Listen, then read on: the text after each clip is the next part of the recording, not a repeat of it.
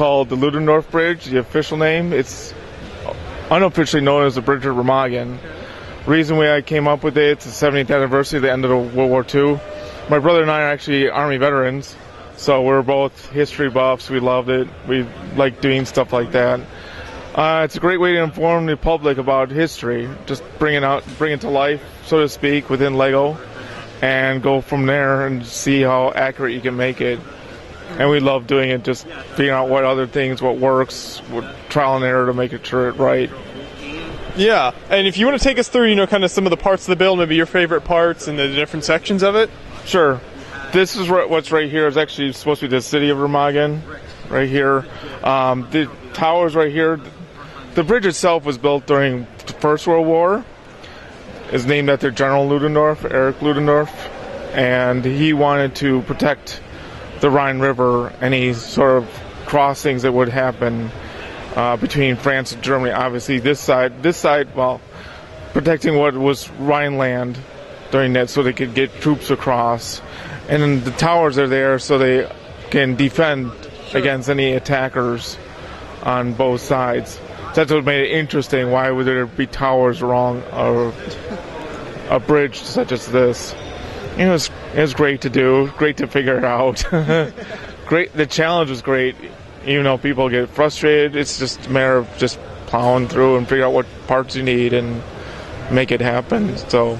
And on the other side of the bridge, what's over there? That's the hill is called the WWII. It was much taller than that, but it's just the basic opening into that. So you use that just to go through the mountain and get over. And when the war was over, they didn't need to rebuild. The bridge actually collapsed because the Germans were trying to destroy it. So the bridge itself, the Germans had left this one because it's such a strong bridge, being a railroad bridge. There was one other one that was left that was minor, that was not as strong. And when this was captured by the Allies, Eisenhower could send 5 divisions across and shorten the war by months. And then when it collapsed, because the Germans were attacking it, because they realized, well, we lost it into Allies. Hitler was pissed, of course, and he sentenced to death the major that was in charge of the whole thing. So it was obviously he wasn't very friendly to even his officers because he wanted to complete control. That's what dictators do, of course. And when you first started thinking about the build, wanting to build it, what kind of research did you do?